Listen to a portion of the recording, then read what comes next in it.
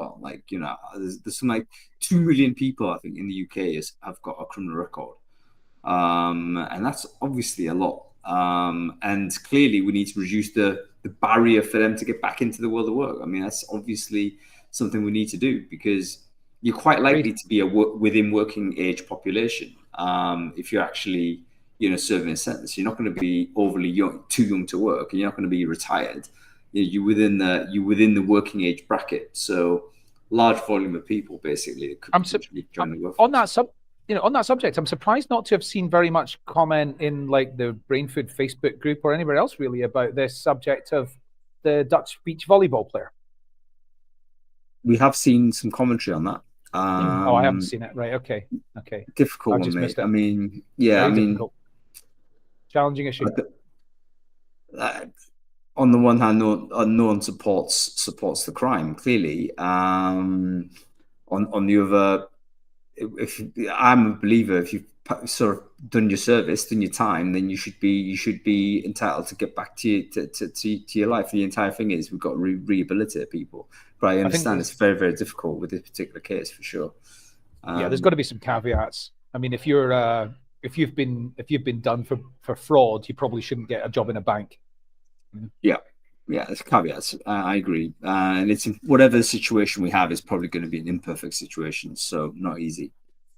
Anyway, listen, everybody, we're back on Brain Food Live on air, and we're live, everybody. It's Friday. It's episode 266. We're bringing it to you every week, no fail, even though the sun is amazing and everyone wants to go outside and have a lie down. That's what I think I'm going to do after this show. But I'm delighted to be having this conversation with you today, because it is one of these topics that I think is so interesting. How do you actually get around to hiring a chief people officer? This person may in fact be your future boss. So what are the recruitment challenges of doing that? It seems to me that there's loads of things that you can and cannot do for this particular role that would make it very distinct from the other types of roles that we have out there. So we're going to bring some experts in today to talk about that. It's going to be very exciting indeed. Before we get into it, though, let's just do some sound checks.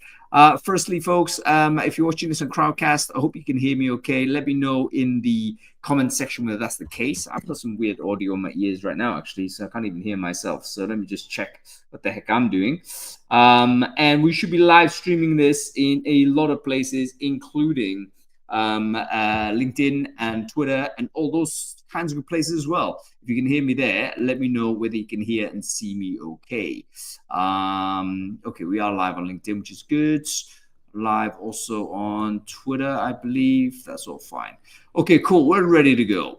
Thank you very much, everybody. Good to see everyone. Now, before we kick off, we always have to thank our sponsors for Brain Food Live. Every week, a company steps up and decides, you know what, the conversation has to go forward. And this week is no different. I'm actually really excited about this particular sponsor, simply because I have become a little bit convinced as to their solution. It's a very, very exciting product. And it's the sort of thing which I think, when we think about recruitment and AI and what does it all look like, and we have a vague vision or feeling, I think more than a vision, a feeling as to what it might be. I have a feeling that Pop AI are the type of tool that is what we think of when we think about recruitment and artificial intelligence and automation. So anyway, let me not tell you too much about it, because I do believe we have Sam Desi here, the CEO of the business. Why don't we bring him on and he can tell us a little about it himself. Sam, I'm going to invite you on stage now. Let's see how he is. By the way, I love his entrepreneurial approach, over servicing early customers. I love this. You like this as well, Adam. I think you have the same opinion. There he is. Sam, how you doing, mate? Hey, Hung, how you doing? Nice to see you. I haven't actually looked at myself on the camera today, so I could have done a better job, to be honest. Don't worry, the hair looks okay. I think you've got the flyaway sort of mad scientist type of look going on. That's all good, man. That helps with CEO credibility, I think. So all good. Sam, for the few people, I think everyone's going to know you guys soon enough, but the people who don't know Pop AI, can you quickly describe what it is, it does, and who should care about it? Yeah, absolutely. So Pop AI is essentially an AI brain for your ATS. Now, there are lots of ATS providers out there who are plugging in kind of, bolt-on small kind of AI functionality. What POP provides is a really comprehensive AI layer that sits on top of your ATS and is able to do lots of things intelligently and automate away a lot of the manual, burdensome tasks that recruiters and people on the hiring team are facing on a daily basis. We have a real focus on responsible AI. So we are audited every single month by an independent third party to ensure that the way that we are building our models is fair, it's without bias, or at least less biased than the average person, that it's consistent. And we are absolutely equipped to work with big enterprise. So, we have all of the kind of data protection procedures in place. And that's so important in a field like this, which is full of lots of cowboys, lots of upstarts that, aren't taking into account some of the really important factors that comes with kind of applying AI in recruitment. Yeah, fantastic stuff. And great that you've got a monthly audit sort of pulse going through. That's a very, very impressive sort of a process. And I think it will alleviate a lot of the risk. The people who've got a higher risk appetite, I think, will certainly will find that very reassuring. Fantastic stuff. I've just shared the link to Pop there, joinpop.com. Do check it out. Wonderful product. By the way, Sam, whilst I've got you on the show, there's been a rejig of Brainfood Live next week, and I'm going to invite you to come onto the show if you're up for it and live demo Pop if you've got 10 minutes to spare. I would love that. As you know, I love a live demo. Nothing gets the adrenaline going more than a live demo. There's going to be a bunch of tech CEOs doing it. So Workable are doing it. We've got Atlas doing it. We've got Scotty AI are doing it. I think Max Armbruster is doing it. I'm just getting together a load of people that are building recruitment automation tools and AI tools and saying, okay, great, where are we? Show us what it looks like. And I think it should be giving basically anybody watching that, give them 1 hour's worth of, okay, this is how it is. And then hopefully that resets their expectations and resets what they're looking for when it comes to tech. So yeah, make sure you're there, Sam. I'll invite you to it. Thank you. Yeah, would love to. I'll see you there. No worries. Take it easy, Sam. Thanks a lot, man. Thank you very much. Bye-bye now. Cool. So that's a bit of a promo for next week. I have to rejig it because Dries was going to do a one person demo on all the stuff he was doing. He can't do it anymore. So we're going to get loads of other vendors to step in and give it a shot, which I think would be may even be a better show actually. So yeah, fantastic stuff. Okay, Adam, listen, let's crack on. Let's review the newsletter real quick. Did you read it last week? And if so, what was interesting, man? Yeah, I did. First of all, let's talk about at the risk of getting controversial here, let's talk about your survey. 52% or so said that they did not agree with Shroom's decision to drop equity from its mission statement. I do have to point out that that's nothing to do with its mission statement at all. Like, its mission statement is to empower people in workplaces by advancing HR practices and maximizing human potential, or something like that. So that's not their mission statement. It's their inclusion and diversity commitment is what it's called. So I'm not sure the results actually. Anyway, right. Does that invalidate the result? Well, kind of, because you've asked about something that wasn't quite what it is, but also they clearly haven't dropped equity as an important issue. They've just made it a pillar of inclusion. Now, a lot of people got very upset about that because it looks like they're saying equity is no longer a part of it and whatever. Well, they're actually not saying that. They said that from a lot of sentiment analysis work that they've done, they've got some sort of sentiment analysis like device, which has told them that having equity on the same level as diversity and inclusion was unhelpful to the entire issue of the broader issue of this, which is why they've made it a subcategory of inclusion. What they've done really badly, however, is communicate this, because I just don't believe all of the people arguing against what they've done are arguing against what they've done based on the way that they've communicated it. And so I just think what they've done yeah. is a really bad landing of the message. Yeah, so you think they've miscommed it, and it's they're not sort of aggressively getting rid of equity as a concept. They're just like making sure inclusion comes first, which, you know, when that's rephrased, it certainly sounds a lot more welcoming. I think maybe maybe there's a lot of influence or you know, coming from where the source is, because, you know, Johnny's got his own sort of brand perception per se. A lot of people do think he's more culturally sort of right wing, for instance, and they may have impugned sort of meaning that wasn't there, or it could well be this is like just disguised way of saying something that, you know, was trying to reduce the equity argument. But in any case, it's an ongoing concern, worth us having a look at it. Looks like Brain Food generally disagreed, at least on conceptual level. And I do believe, and I don't think it's necessarily a Europe versus US thing, but I do believe that Europe and the US will have a bit of a divergence when it comes to DE&I, and that will accelerate somewhat, particularly if we do end up seeing, let's say, Trump 2.0 into the White House later this year. The reason why is simply because there's a lot of issues that are very, very prominent and contested in the United States that have literally are closed issues in Europe. You know, the example. Tell me about it. Like the example being the Olympics opening ceremony and all these Christians in America going absolutely mental about it, and Christians in Europe being like, you know, Yeah, there's all sorts of things about that. Whether it was the Last Supper, it wasn't the Last Supper, but Christians in America like wanted to, like, some sort of an uprising. Well, United States is very. All these things that have got politicized, they're moral issues. They shouldn't be political issues, and they've become so. DE&I is an example of it. Religion's an example of it. Well, yeah, exactly, the positioning of where it belongs morally, you know.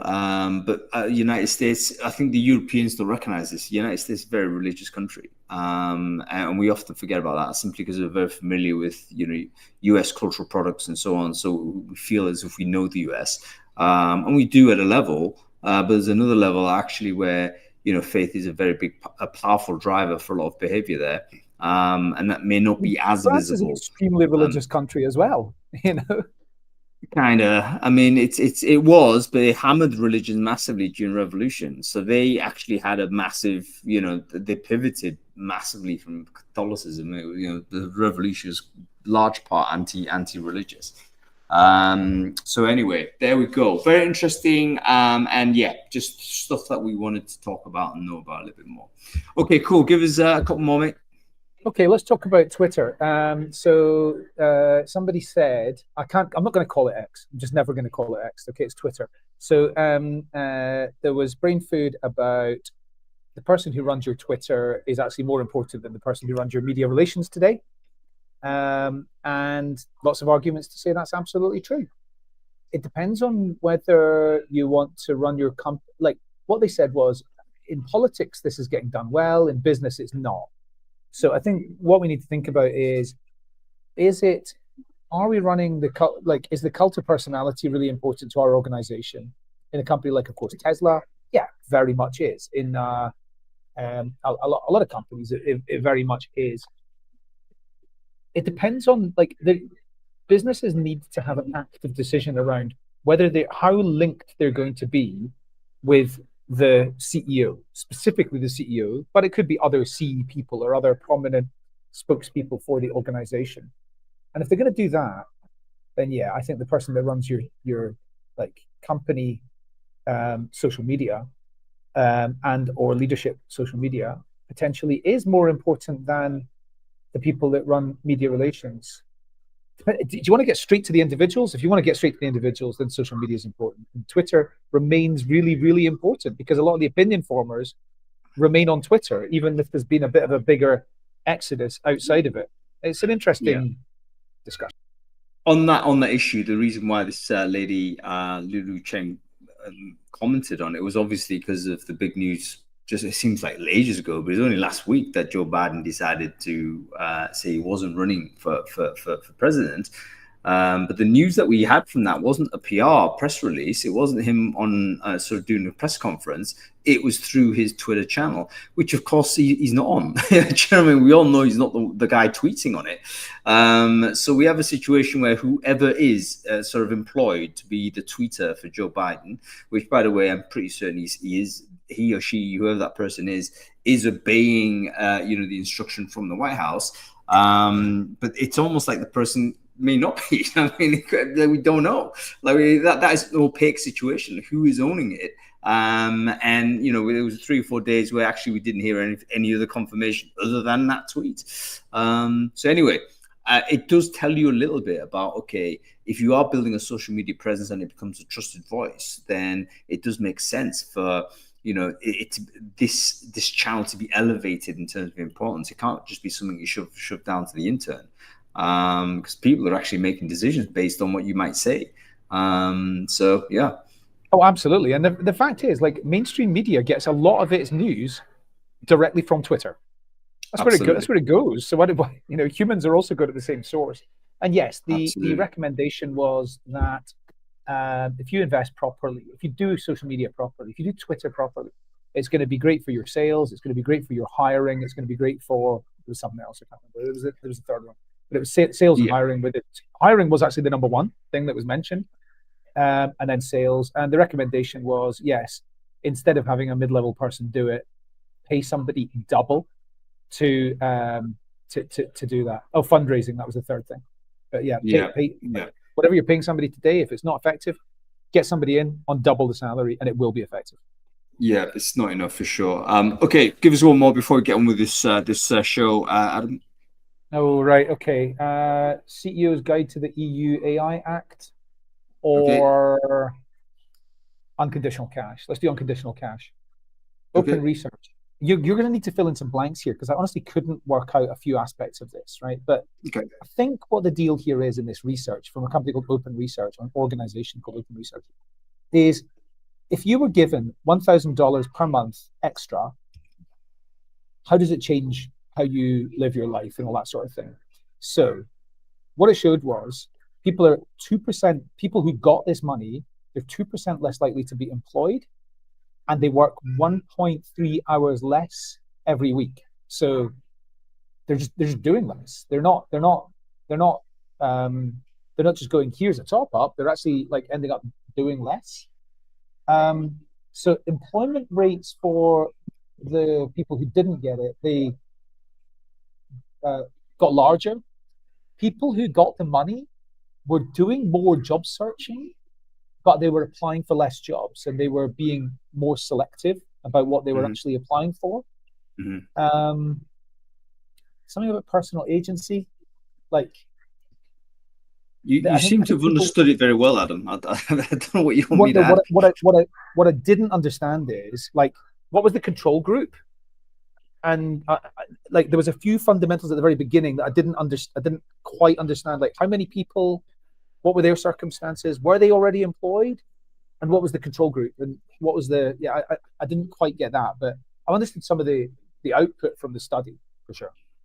Yeah, it's interesting. It's by OpenAI, by the way. So I think Open Research is a sort of a spot, one of those, a part of the bureaucracy of OpenAI. So they have obviously got a vested interest to figure out, okay, we might be making like zillions of people unemployed. We need to think out whether UBI might be an option here. And they conducted this experiment. And the results of the experiment has been kind of branded as saying, oh, UBI doesn't work because the people who are given the universal basic income actually didn't search for more work and ended up not doing extra work and so on. Therefore, UBI didn't work. But if you think about it, UBI did work because the purpose of UBI isn't necessarily to get people back into work. It's there to make sure that people have enough income to live, irrespective of whether they work or not. So I'm of the opinion that it would make sense for UBI to decrease the amount of work that people put in it makes sense that it would mean that people will be more selective in the terms of jobs that they do, because they have that sort of safety net. That is actually that another way of looking at that means that they're going to be less exploited, which we would all tick in a box and say it's a good thing. And finally, I'd also say, look, if we believe that dystopic view of AI that it's going to be, a big the disruptor of human labor, then we might actually want to look at a situation where people can kind of exist and survive and potentially thrive without necessarily re-engaging in the workforce. That's the harsh reality of it. So I don't think the measurement of whether it's success or failure is whether these people have gone ahead and done more work. I think is actually the wrong measure. I think a better measure would be, are they happier? Are crime rates going up? Are they healthier, for instance? All those other things that exist in society. That would be a better measure of it. Anyway, I think you could read it in whichever way you like. It probably will become a canonical study. So I think you should take a read. I've just shared it in the chat stream there. If you haven't, do take a look at it. If you haven't done it before, do take a look at it. Okay, cool. Let's get on with this show, Adam. CPOs, you definitely know nothing about this. I don't say it every week, but this is new virgin territory for you, isn't it? You've never hired for a CPO. In fact, you've never been in a company that has a CPO, correct? No, that's not true.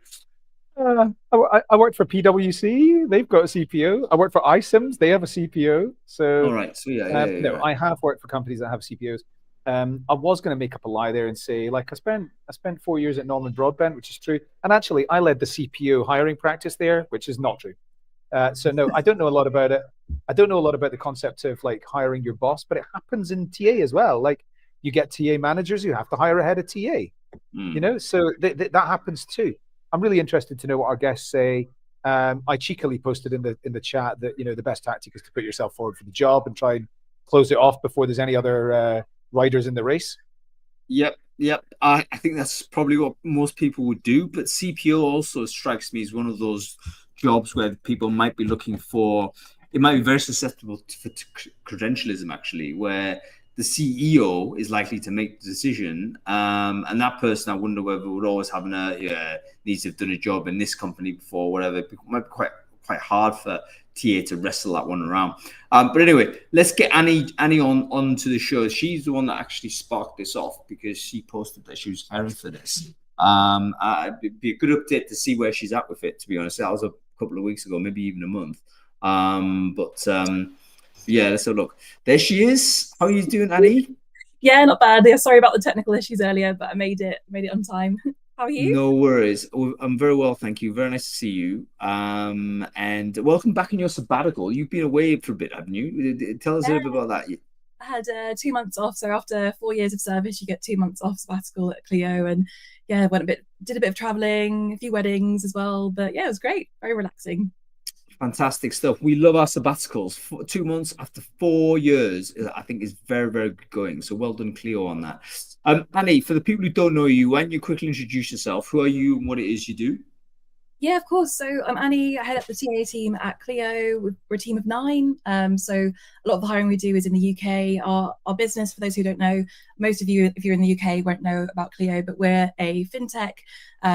Our main audience is in the US, interestingly, even though most of the team are based in the UK.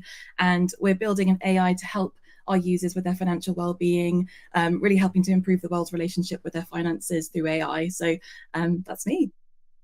Fantastic stuff. And Annie, sort of you sparked off this idea for the show because you were hiring for a CPO and you posted about it. Firstly, are you still hiring for CPO? And secondly, what is going on with it? Like, what have you learned in your journey to try and recruit for this? Yeah, it's been a ride. I think hiring your boss is always a bit of an interesting dynamic. We're doing well. I think the market's been quite good, actually. I think luckily for us, I think it's a good time to be hiring. There's lots of really amazing folk looking for work at the moment at that level.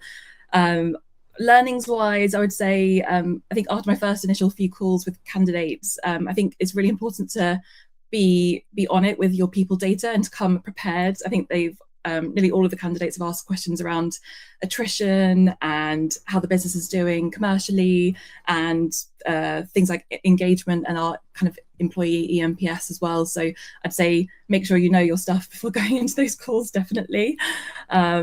And other than that, I think advice-wise, I definitely would recommend one thing that I had a call with our talent advisor at one of our VCs earlier this week, and they know so many great CPOs. I think they spend most of their days speaking to CPOs and like people leaders. So tap into their network. They know who's great. They've got contacts at all of the portfolio companies. So I wish I'd done that a bit earlier, because I think that's just been a really, really big help, that conversation.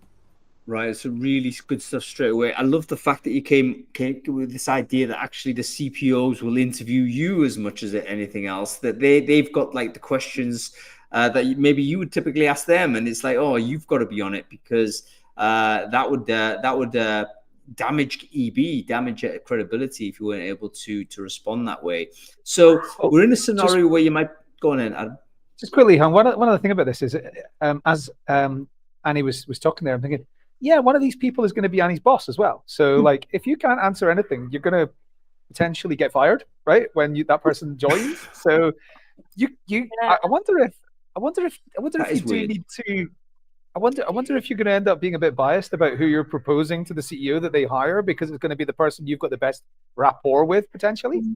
Yeah, I think that is definitely back of my mind, a bit of a worry. I think that chemistry fit is obviously, speak to people, and also I think I found it pretty exhausting hiring for this role. I think because I'm so aware that this person is going to come in and be my manager, I want to give go over and above on the candidate experience side. So no room for messing up, I think, on my part. Okay, so this is super interesting. Let's spool it all the way back, Annie. How have you decided? Firstly, how did you know how to design the role? Was it actually in existence before in Clio? Or was it a new role that needed to be created? Where were we with that?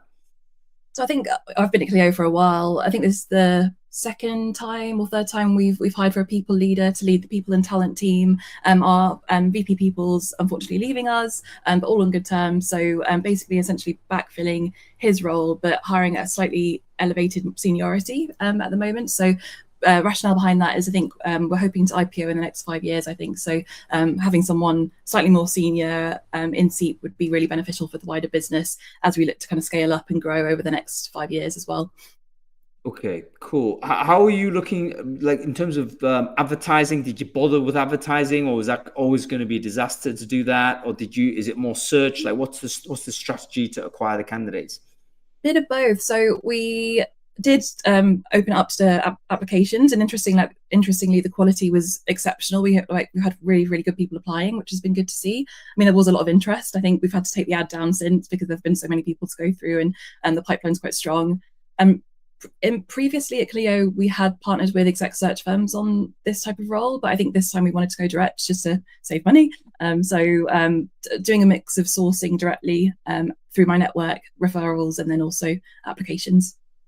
Yeah, very interesting. So applications, obviously it's been a difficult market, lots of people on the market. We all know great people. So advertising is still a good way to do it. And the sourcing side also interesting. Like I'm interested to know what the outreach would be. Like, how do you go about approaching it? I mean, do you bust out straight away to say, look, we're hiring for this, or is there some sort of, like what's the engagement approach, Annie? Yeah, just busting out, I think, really works well. Yeah, just getting on LinkedIn, sending outreach. I think the first port of call for me was to speak to the people team that we have in place and ask if they've worked with anyone great before, or anyone not great that I shouldn't reach out to, basically. So that worked quite well as a starting point. And then from there, look to great companies that we admire, who have a great culture, and have reached out to their people leaders as well. Very good. Much storytelling have you got to do? Because like you want people, if you want the very best people that you can potentially bring into the shortlist, I think you've got to talk about what Clio's future is, and you've got to talk about all that sort of stuff. So I guess there's a lot of storytelling as part of the initial, like getting their attention, and then that first stage call, and then getting them to say yes, I'm applying, or whatever. There's different points. You've got to have a kind of almost a script for that, do you? Yeah, absolutely. The big sell up front, and then if they seem keen, then kind of going into like more kind of traditional screening questions, I think, for sure. One challenge that I found is that our CEO's calendar is just incredibly busy, and I think people at this level do expect to meet him at the first stage, and often he's, because of his diary, is quite reluctant to be that first round. So getting that balance between doing the sell, and obviously I think it's that chemistry between the CEO and the CPO is incredibly important. So people do want to meet him early on, but for us, we've had to sort of switch people around and get our chief of staff to meet them after me, and then if that all goes well, then meet with Barney, the CEO. He's a celebrity as well, so I think a lot of people are going to want to meet him. Yeah, big name in AI, definitely. Yeah. It's very interesting about sort of their commitment to engage with other people within the process. I mean, we as recruiters always think, of course, yeah, we were got to get the hiring manager in early. That's normal, but there's a trade-off, because obviously the hiring manager is super busy, and you can't be overexposing your hiring manager to too many interviews. That's going to completely impact their ability to do their job, and that obviously is then kind of exaggerated the higher you go up the ladder, and particularly with CEO. Have you had to deal with a few candidates that were very, very insistent that they only ever see the CEO, and how do you deal with that, or did you need to move them along? I mean, what was your approach, Annie? I think so far, actually, only one person's pushed for that initial meet. Surprisingly, I think most people have been they understand the kind of the fact that he's not got great availability, and they're happy to speak to others in the business. And obviously, kind of meeting the chief of staff at a first stage, he knows the CEO really well and what it's like to work with him as well. So they've been quite happy to meet with him at first round. But when people have maybe been resistant, particularly if they're people that I think are an incredible match, I think my approach now is to kind of persuade the CEO to try and get him maybe just having that initial half an hour call, so it's not taking up too much of his time. It's not a full-on interview, but just a kind of informal meet instead of a full-on session. Yeah, very, very interesting. I want to keep asking you questions, Annie, but I don't want you to feel like this is an interrogation. But let's bring on some of our other guests. We've got Simon Mullins, who's working for, I think he leads like an interior, a corporate exec search community. Network. Yeah. I'd love to see him, and he's also getting up super early for us because he's in California right now. So we'll bring on Simon. We've also got Gaitan Van Roysel, I think. Where is he? If he could be on a boat somewhere. He's on holiday at the moment, fishing, but he said he's going to be available for this. So let me see if he's here, and we'll get him on as well. He's also been focusing on exactly this C-level hiring. So these individuals that hire at C-level, let's get them and get their views on this. Maybe they can we can all share some thoughts as to how this works. Annie, on CV, can I just ask Annie another quick question, which is does the CPO role report to the CEO? It does, or to somebody else? To the CEO. Yeah. I've never thought about that, about the concept of like the hiring manager for the job not actually doing the first stage interviews. I wonder how off-putting that is to people. Even if they say, okay, that's fine, I wonder if that would be off-putting, because that might give an impression of that person as being inaccessible when you're doing the day job, for example. I assume you had some quite tricky objections to overcome on that. Weirdly, not too many. I think people get it. They get how busy he is, and but yeah, I think you're right. I think also it kind of shows the importance of the role of the CEOs meeting them up front at that first stage. So maybe I've got some work to do on like negotiating with that and hopefully getting him earlier in the process. No, it's also interesting to know whether sort of what happens if there's a veto pre-CEO. So, for instance, you've got a CPO person going forward. I don't know if you've rejected anybody in the process, Annie, from your interview, and if so, like how do they react from that? You know, that's also worth exploring. But before we get into that, let's just welcome our other guests here. Simon, great to see you, sir. I hope you're okay. Thanks for getting up so early. I know it's like 4:00 in the morning in LA or wherever else it is. Sure, I feel really bad. But Simon, why don't you quickly introduce yourself? Who are you? What it is you do? Oh, yeah, absolutely. Well, good afternoon, I suppose, for you. Can you hear me and see me okay? Yeah, we can. Okay. Background setup, just to give you a bit of context here. Yeah. Hopefully that will help. I say sitting actually in Seattle, 5 years, but in English originally.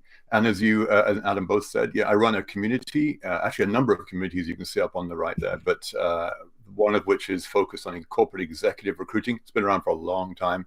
And it's all about corporate members and the folks who run corporate executive recruiting in their large organizations. Folks, actually in Europe, folks like HSBC, British Telecom, SAP, Siemens, Adidas, and so on. But we've got another roughly 100 companies. And they're all members, corporate members, no sponsors, no advertisers, none of that. And that's what we do. But before that, I've been doing that roughly 10 years. Before that, I was at Microsoft running executive recruiting for them for most of the 10 years prior. And then 7 years with Korn Ferry, which is the biggest search firm in the world, most of you probably know. And Hong Kong before that for a couple of years. And then London, 5 years technical recruiting before that. So recruiting for longer than half of you alive, but that's okay. And all good. And mostly around exec. And you're still not sick of speaking to HR people, Sam, and that's an amazing thing. Massive credit to you. Okay, we also have Gaitan here as well. Gaitan, great to see you, sir. Thanks for breaking your holiday. Where are you, by the way, Gaitan? Are you on a boat or are you on shore? Where are you? Yeah, so I'm in Sweden, in a place on a small island called Vrango, and it's really postcard looking with those white houses, the red houses. We've got a fishing boat just behind here, which literally starts screaming at 7 in the morning with the fresh fish, shrimps, etc. So quite in a picturesque environment, yeah. Fantastic stuff. Oh, Gaitan, can you quickly introduce yourself? Who are you? What it is you do? Yeah, so I've been in executive recruitment now for almost 20 years, really focusing specifically on the people and the HR function. Got to work, and that's how we got acquainted as well. Hung at the RecFest together. Been working with a lot of either hyper growth organizations, scale ups, some of the larger tech companies or e-commerce companies that have been building either in-house executive recruitment teams or specific roles in talent intelligence, strategic business partners. And we've been doing that across Europe, mostly continental Europe, but we worked for some of the e-commerce companies as well in the UK. Yeah, fantastic stuff. Great to have you both onto the show.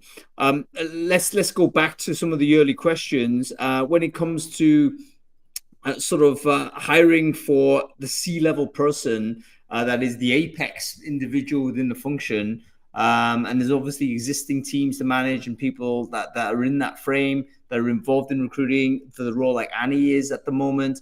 What are the expected challenges that come from that, and what are the techniques that are best to resolve some of those issues? Any thoughts on that? Maybe we go to you. In fact, Simon or Gaitan, either of you to be interested to know your views on that. Simon, do you want to go? I think we've lost Simon. Go ahead there, Gaitan, you can go. Yeah. No, so this the chief people officer is really an interesting one. So when we talked about the topic, Hung, I just really wanted to be there. I just find it super exciting because of the level of complexity. And it's interesting, Annie, as well, to hear, the experience, how you you've go gone ahead. about. I'm having some network issues. Go ahead. And I think what's really important here is like the triptych between the VC, the founder or the CEO, and then indeed talent acquisition. And what's really interesting, I find, is to understand what has created or what are the dynamics of the creation of the CPO function. And most of the time, what we tend to see is that it's the VC that sort of suggests to the founder in saying, look, we've been now going through a Series B or multiple funding rounds. Now we need to look at how do we scale the organization. So going from product to commerciality to really organization resilience and scaling. And this is where the CPO function is really exciting. And usually, from our experience, founders or CEOs of these fast scaling organizations, most of which have never been working with a CPO before, are sometimes a bit reluctant in saying, okay, but this might slow down things. We want to go fast. We want to make sure that we just act upon things. They can have strategic guidance, but we don't really want them to be directly part of the of the C-suite because it might slow down things. They don't know the organization, we're specific or quite, and so we tend to see that they understand or they really see the advantage of it, but they need to still really be convinced. And this is quite an interesting one as well when we see, okay, but this person will be part of the C-suite probably. So quite an important one for the scaling of an organization. What is the space that the person is initially given, and how do we work on that candidate experience as well in terms of validation?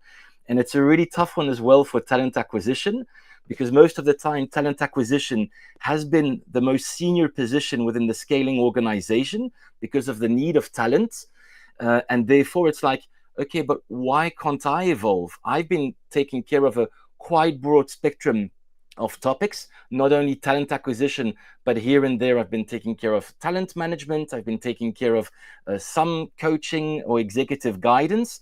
And so it's like, how do you actually find that the person and mix the expectations that each can have? The VC looking for someone that can scale the organization and say, I know where I'm putting the fundings, and I know that we're going to have resilience and sustainable growth globally or across the region. The CEO in making sure that they have strong advisory for the other leaders that have been probably growing with the organization, some of which might still be quite young in their experience, but also to be able to guide them in saying, look, the perception you have is growth, but we might look at how do we actually create the foundations in making this sustainable growth, putting in place a reward strategy, putting in place culture. When we move to the US, it might not be the same. And we were talking, Adam, you were sharing a bit earlier as well. It's not the same culturally. How do we attract people where we might be in an area where it's easy to attract because we might have attractability in the UK or in Germany or in Sweden, but we might not have it when we enter the Californian area, the Bay Area. So it's really finding and trying to find the common denominator in someone that will be able to add value overall for the organization, but always looking at those three different dimensions. And also once, and I'm just going to finish on that, once the CPO, where they decide to actually hire a CPO, by that time you already start having, and that's typical, the engagement topic, you already start having the first comments that were saying, hey, but I've been there now for 2 years. I've been working super hard with the perspective of what this organization will look like in a few years. And I just keep on getting people on top of me. How does that actually reward my efforts? And so we start having, like, even for small organizations of 200, 250, we start having real topics already showing up. And so the amount of effort that is put in really making sure that we've got someone, or the CPO can really put in place a strategy, an orientation, is important. And yes, it slows a little bit down the process in saying it's not only reactivity, it's also about studying and preparing and planning, you know? Yeah. Lots of amazing things, guys, and thanks for that huge monologue there. A few points that you mentioned. No, really interesting. Like the triptych, as you say, the big stakeholders. Let's say it's a VC backed organization. I think CPO as a role kind of emerged from those VC backed organizations. We have to say it's almost impossible to bring in someone that the VC would veto, wouldn't it? I mean, is that real talk? Like, you've got to get a candidate that is compatible with the VC expectations. Is that right? I don't know. People shaking their heads. I mean, I'm just speculating. Absolutely. And most of the time they are looking for household names. So in saying that we're looking at being big, so we want people to come from well-known organizations that have been working with the larger structures, which is a sense they feel a sense of guarantee as well from where the person is coming from. And this is where we need to work as well as intermediaries in being able to guide as to, okay, but what does it actually mean, right? But sorry, Simon, please go ahead. Yeah.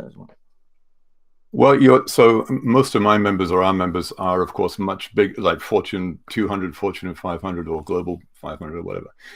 But I did do quite a bit of work with the VC-backed companies back at Korn Ferry, and it was interesting because, actually, frankly, some of these board members, as you say, Hung, are often VCs, right? The board members, and they have to have a say in this. they don't really, at least at a very early stage, they don't really care if they get a CPO. They can outsource benefits, they can outsource comp models, they're really interested, at least very early stage in the days I was doing this work. They're just interested in great recruiters. That's all they needed, because they constantly needed talent to come in. They didn't really need a CPO early stage until a certain stage of company, like sort of, I don't know, I guess mid stage or something, Series C or whatever, because the rest of it, all the processy stuff, they weren't big enough. And all they really needed was just to get bodies in quickly to grow the company. Now, at the very big company size, like, as I say, Fortune 200, and our members are people like, as I mentioned, some of the biggest companies in the world. That's a whole different ballgame. It's all about stakeholders, and of course that's therefore the board, because the CPO or CHRO is the one person, aside from maybe the CFO and one or two other people, who are interacting with the board a lot in a public company. And so the board has a big say. And in early stage companies, it's a venture capitalist, because that is essentially the board. But of course, the board in a very large company is a different player, right? So they're often very big company folk, and they need scale. And I mentioned earlier, they're looking for people like, as you said, they look for people who come from brands. They look for people who are able to get the right kind of culture and all that. But candidly, I think often they're looking for people who can fit with the CEO, because they're supposed to be like in lockstep and very close. But the board is also going to make sure that the CPO or CHRO is going to represent them, because probably, anyway, in most places, one of the biggest costs for the company is compensation. And that's the CHRO's remit. And so they can make sure that, the board can make sure that the CHRO is doing what they want them to do, make sure the shareholder interests are being monitored and cared for, and so on. So there's a big board play. And then, of course, a CEO, as you had said, Gaetan, the CEO has to be really close. I think you said that, or someone said that earlier. They have to be really close, because they should be very strong partners. I mean, the one thing that you've just said there that I've never, ever thought about is, as an employee, you probably think about your CPO as being the ultimate representative of the people in the business to the board. But it's not. It's the other way around. It's entirely the other way around. But it can't be seen to the people in the company like that. So you've got quite a tricky communication to manage here. It is HR in general, and this is I'm going to show my sorry, Han, go on. No, you're going to show your cynicism, Simon. So I was, yeah. It's people, exactly. And this, I shouldn't be doing this publicly, but anyway, people always think of HR as being your friend. They're a friend of an employee. They're looking after the people. They're caring. It's all about the culture and all that. But honestly, in many organizations, not everybody, not every organization, but in a number of organizations, HR, and this is not the CPO necessarily, but HR is there to make sure there's risk management. They make sure that the company is not at risk for doing the wrong things in hiring, for doing the wrong things in whatever it is, employment, monitoring their employees or something like that. And you're right, Adam, that they're there to protect the shareholder, frankly, on one level. I mean, yes, of course, and Annie's probably going to. Annie will throw something at me, but on the other level, they're there to look after the employees. But it's a strange mix. What's really interesting here as well is that the inevitable politics of C-level hiring is apparent. So in other words, me as a person that's very used to operational level hiring, that's the only level I ever hired was really operational level. That's when you could deploy a lot of we could deploy a lot of the assessment tooling, the skills-based hiring stuff, all that type of thing that we want to try and do. We can apply at the IC level. But when you get to C-level, person reports to CEO, they get engaging with the board, they're maybe facing the media or whatever it is, suddenly you start doing things like, oh, we need a bit of credentialism here.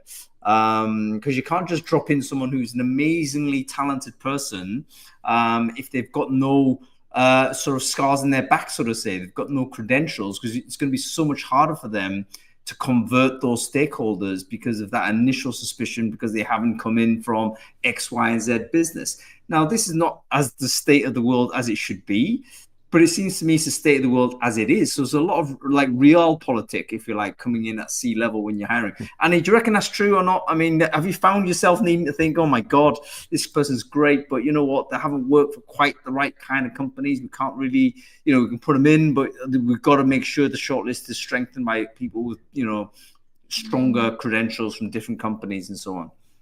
It's completely true. I think, being really honest, we're only kind of considering candidates that have worked at a post-Series C VC-backed business.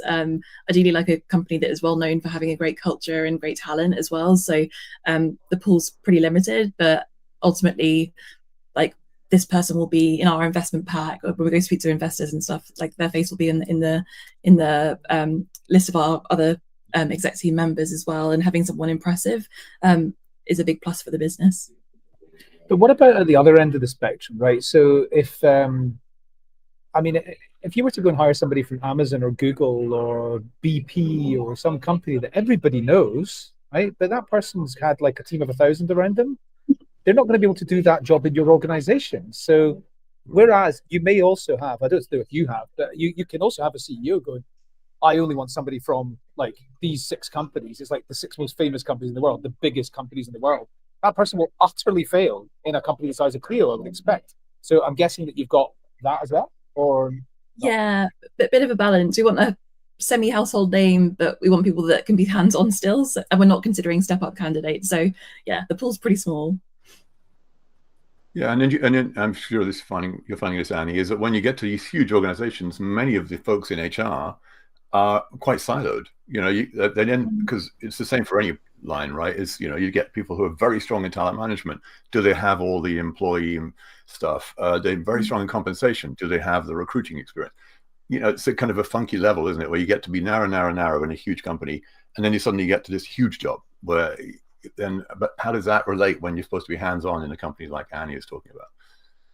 Yeah, it's impossible to find someone that's great at all of those things as well. I think not in the past, we've had people that have had a big TA spike that have been from a TA background but picked up the HR piece.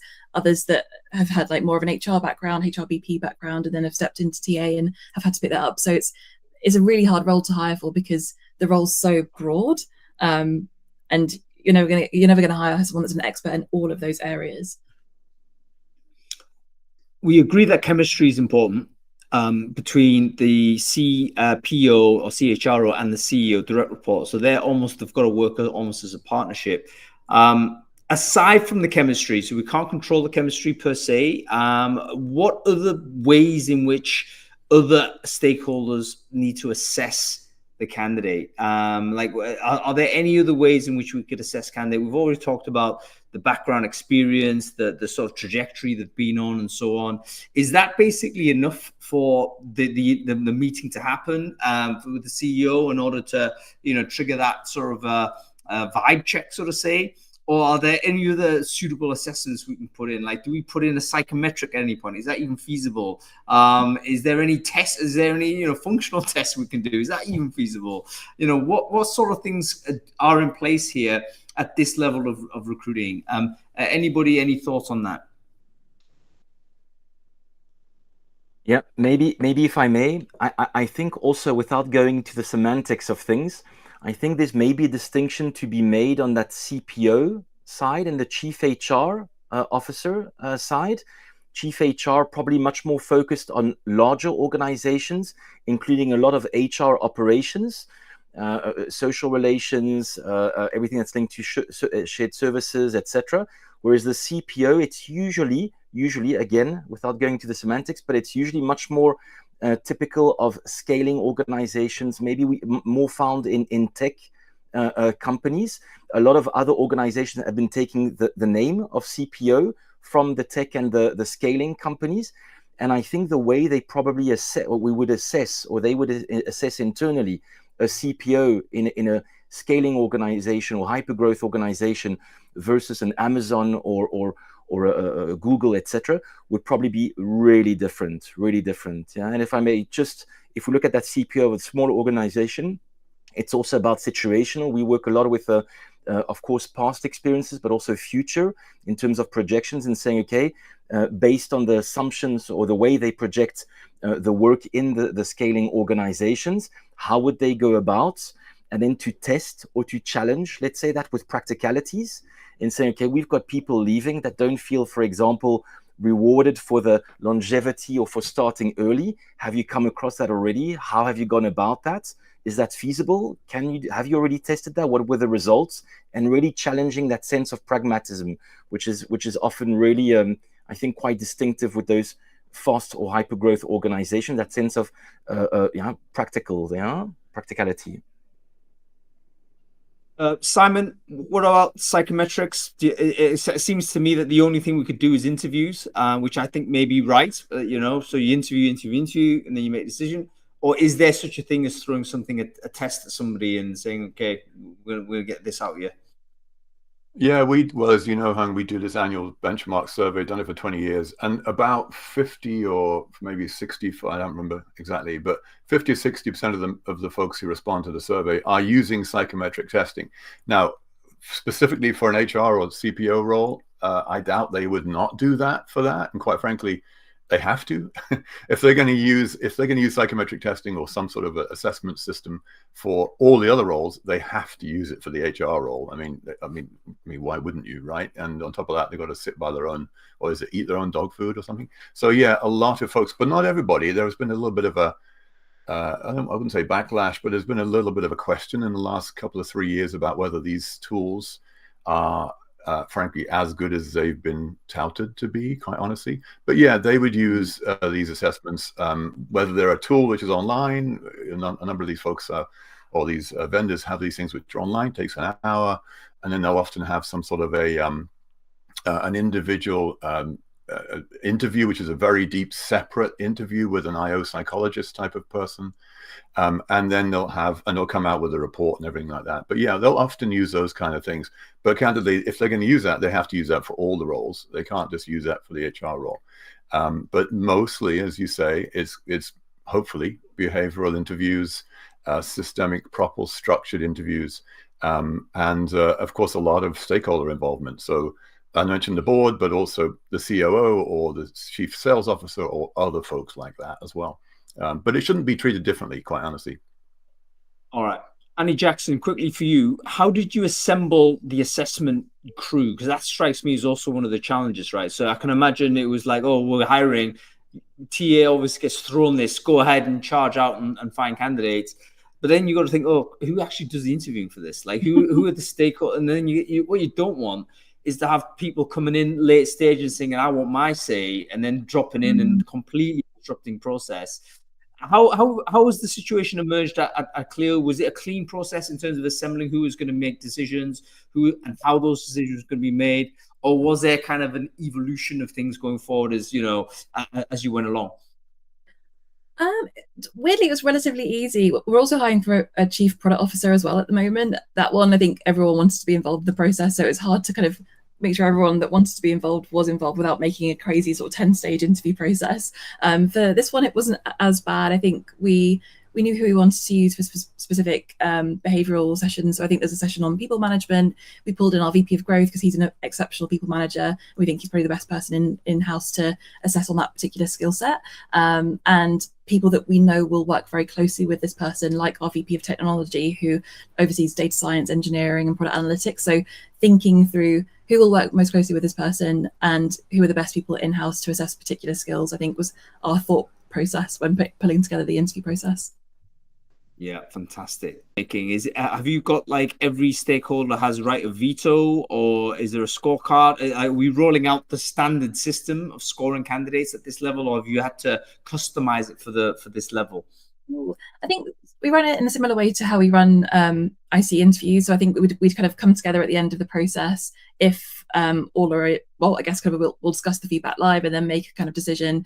They'll kind of send me their votes after listening to all the feedback, and then the CEO will ultimately make the decision. We've had it before, previously hiring, where there were people that were a no on a candidate at C level for other roles that we did to go on to hire. So I think ultimately it's the CEO's decision, so he has the ultimate say.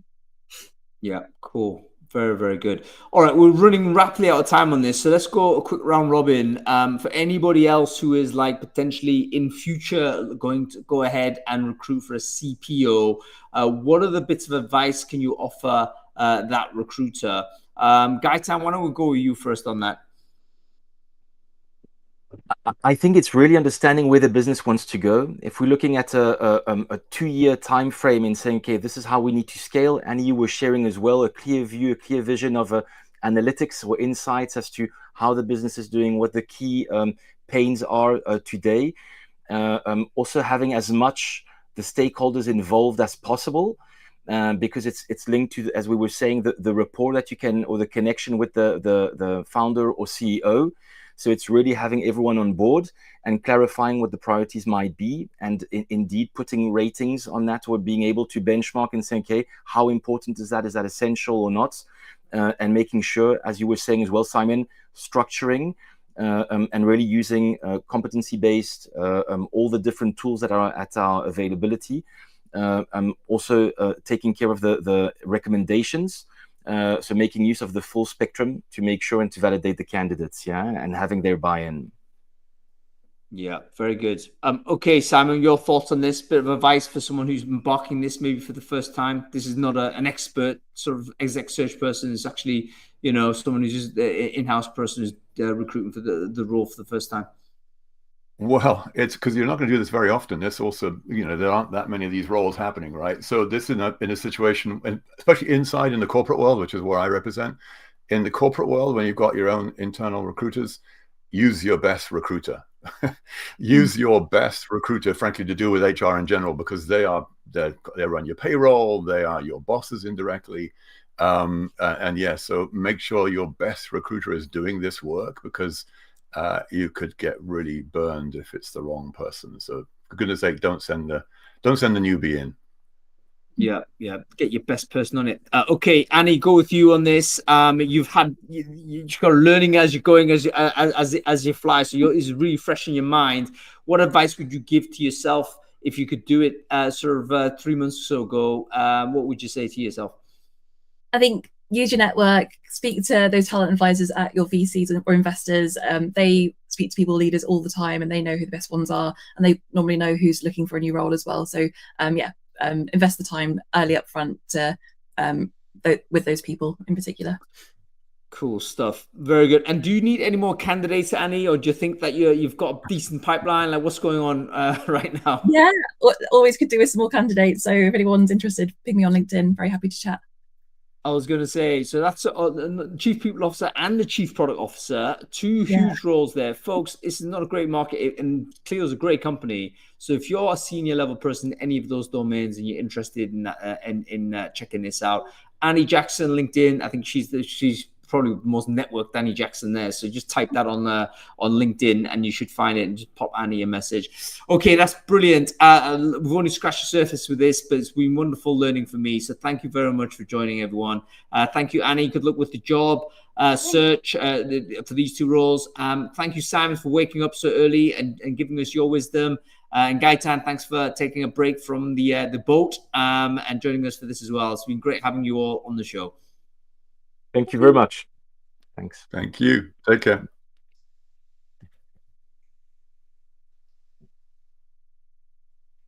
That was great, wasn't it? So interesting. As I say, it's always when I'm in territory where I know nothing about that I get most enthusiasm. Lots of learning there. Fantastic stuff. Okay, everyone, that's about it. We'll be back next week. We're going to be talking about recruitment automation and AI live demo. We've got an all-star list of amazing CEOs that I've got them to do it demo on screen. So I didn't want salespeople. No, it's got to be the founder of the company and coming in and demoing their stuff, and that's where they're going to be. Adam, you're not here for some reason. Can you explain why you declined the invite? I'm on holiday. I'm going to Paris next week for a week, and then I'm going to Normandy for a week. Next week, I'm going to the Olympics. I see. What you're watching, man? Athletics.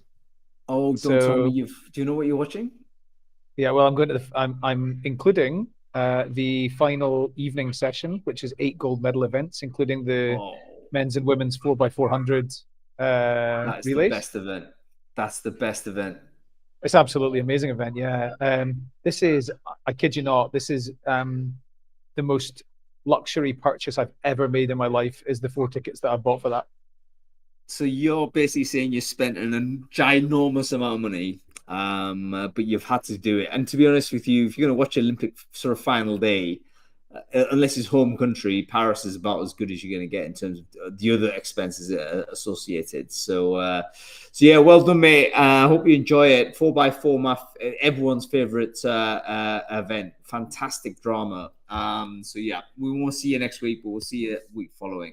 All right, that's about it, everyone. Have a good weekend. We'll see you shortly next week. Thanks for watching.